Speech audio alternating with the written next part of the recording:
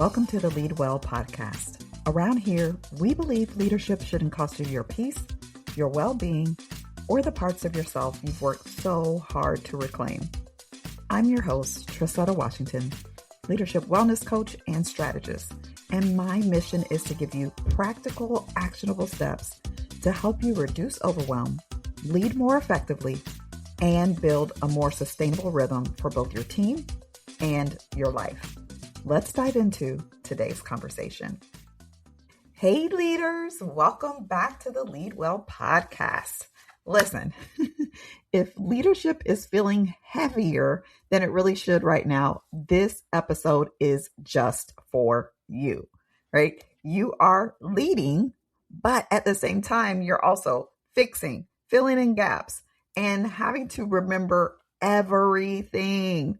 You're not just responsible, you are carrying. And matter of fact, you're carrying too much. When I think about leaders who are doing too much, right, and carrying the load primarily on their own, I think about how oftentimes maybe we do a regular grocery store run and you get home and maybe you have more bags than really you could carry in a single trip, but not really enough to really warrant making multiple trips into the house.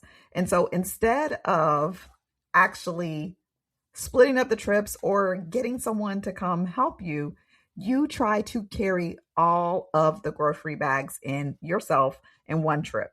And so you're grabbing, you're navigating, and you are completely loaded down. Now you're trying to figure out how to close your trunk or close the car door. And then how are you going to get into the house?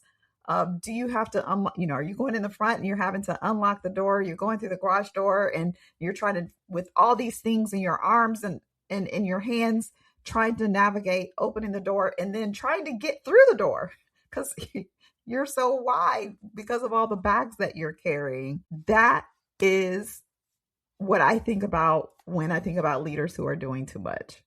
It would be so much easier to just get help or to, in the case of the groceries, make multiple trips, right? Because it's not going to drain you as much. Now, listen, I'm not saying that if you are doing too much right now, that you are bad at leadership. That's not what I'm saying.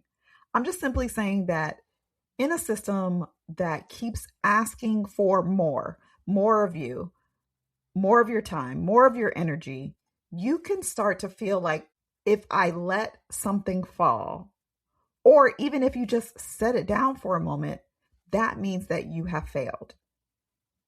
So instead, you just keep carrying everything yourself, even though it's too much. So today's conversation isn't about doing less just for the sake of doing less. That's not what I'm talking about here. We don't do that around here. But what I want to impress upon you is that an adjustment needs to be made in the way that you lead so that it aligns with who you are right now. What's interesting to me is that doing too much doesn't always look chaotic or frantic. Oftentimes, it can look really polished.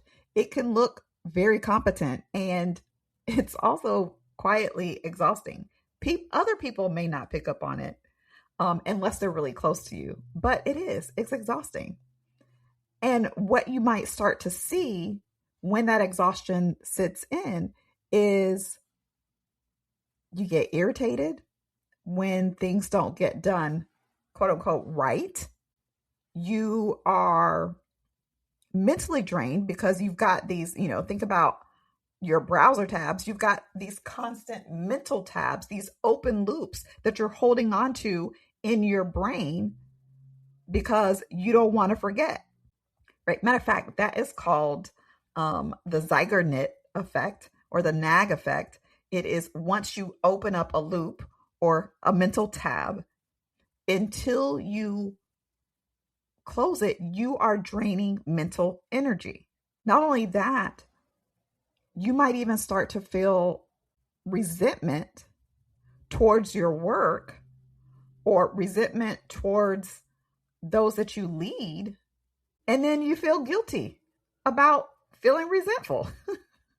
And you end up having this internal conflict where you think to yourself like, okay, well, if I don't do it, then who's going to do it?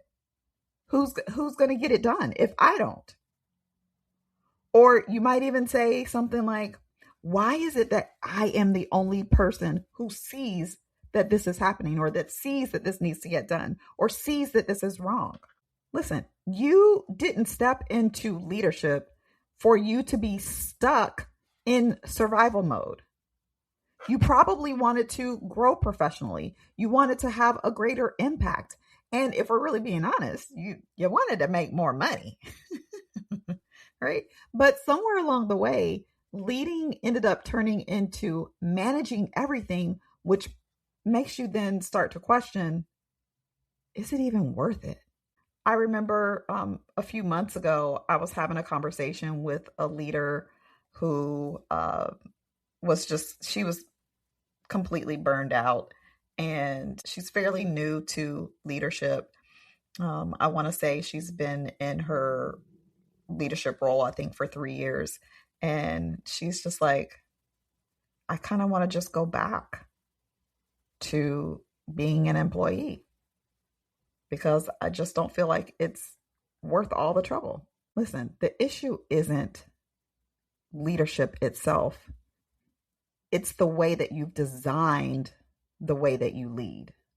And, most leaders don't choose to do this consciously, right? Like, you don't consciously decide that you're going to take on everything and that you're going to do the most, right? Do too much. It typically starts when you get promoted because you're good at execution. You're good at your job. You're good at getting things done. And then a hard season comes around and you step up. You start filling in some gaps to get you through that hard season, that difficult season. But then you never step back out. You never release yourself from handling all the things that you picked up during that difficult season. And then what ends up happening is your identity starts to get interwoven or tangled up in doing all those things, because now, instead of just simply being dependable, you have made yourself indispensable, meaning that you are inextricably tied to the success of your team, department, organization, or whatever, right? But just because you can carry something doesn't mean that it belongs to you. And maybe it doesn't belong to you anymore. Maybe you needed to carry it in that season, but it doesn't necessarily belong to you now. Right? So what was necessary before may not fit you anymore. And that's okay. That is perfectly okay. So how do we make the adjustment? There are 3 shifts you'll need to make in order for you to release what doesn't belong to you in this leadership season. By the way, you can also apply this to your personal life as well. And I actually recommend that you do. Okay? Right? Because you have to first lead yourself before you can lead others. Everything that I teach is completely transferable to other aspects of your life. Okay. All right. So what are these 3 shifts that you're talking about, Trasetta? Well, the first one is clarity, right? In order for you to move forward, you have to be clear. You have to have an understanding of what is and what isn't. So you ask yourself these questions. What is my role now? Not what was it 2 years ago, last week, 5 years ago, right? What is it right now? What is happening right now? And what is my role now? Also ask yourself, where is it that I am operating from a place of habit instead of a place of intention? Once you have this information, now you can make the second shift. The second shift is about discernment. Understanding that not everything you're doing is wrong per se, right? Some of it's just simply outdated, right? It was important for you to do it back then, or it was important for you to do things the way you were doing them, the way that you've been doing them for a different time. But things have changed, things have shifted. And so the way that you've been operating or the way that you've been leading just is simply outdated. So here's what I want you to look for. I want you to look for tasks that maybe you never reassessed. Like, write down all of the things that you have on your plate, all of the things that you do, and reassess them. Are these things that I really need to be doing right now? Is there someone else that could take this on? Or is it even necessary to do that in this season? Also, take a look at responsibilities that no one really officially asked you to take on. You just kind of stepped in and took it upon yourself to take whatever that responsibility is on yourself. Now that you have your clarity, now that you've been able to take some time to discern what's on your plate that doesn't necessarily need to be there, that someone else could pick up, or things that you just kind of took on yourself. Now, the third shift is trust. Oftentimes, when leaders do too much, it comes from a place of fear, not failure. It's because you are afraid that if you don't do it, things are going to fall apart. Or maybe you have a fear that people will see you as being less valuable if you're not taking on those things. But here's the truth. When you do everything, you rob others of their own growth. And not only that, you keep yourself in this constant state of urgency and strain. Now, in order for you to make these shifts, I want you to understand that you don't have to you don't have to disappear. You don't have to fall off the face of the earth, right? What it simply means is now you are starting to create direction, right? You're being much more intentional about the things that are being done to move forward, and the place that you're going, the place that you're putting your effort, your time, your energy, instead of trying to control. And not only that, you're holding vision now, right? Because now you're able to cast the vision to your team. This is where we're going. This is what's priority. This is what's most important right now. Yes, we've always done things this way. Yes, we've always done these things, but those things don't really align with the season that we're in right now, the strategic direction that we're going right now. So now you're able to actually hold and cast that vision instead of having to just carry this weight around on your shoulders. And as you release these things and operate, allow these shifts to take place, now on the inside, internally, you get to experience less urgency. You're much more clear. And by the way, clarity creates. When you are clear, you're able to move forward. It is ambiguity that keeps us stuck in inaction. And finally, you're able to get off of that emotional roller coaster that drains your energy and your focus.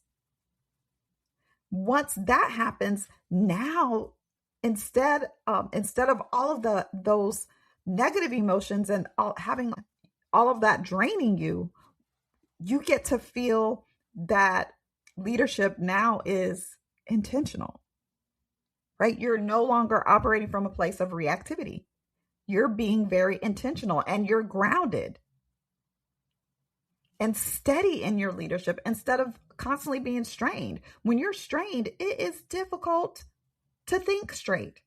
When you've got your hand in a million different pots, it's difficult for you to think straight. So now, by making these shifts, you can be more intentional and be more grounded in your leadership.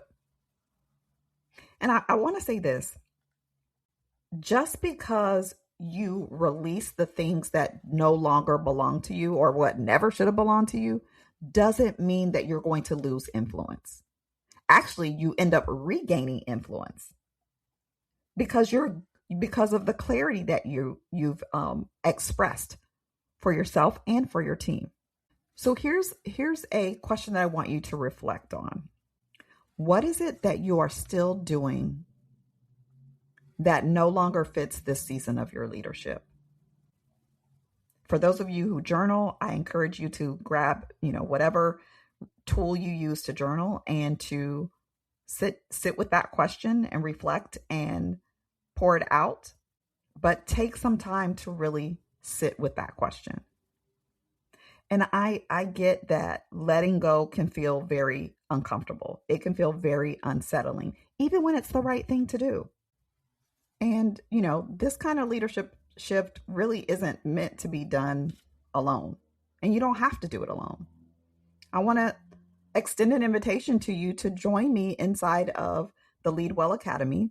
It's a space for leaders who want to lead with clarity, capacity, and alignment. It's not another place for you where you have to come and perform. That's not what this is. This is a safe space where you are able to recalibrate, where you are able to realign.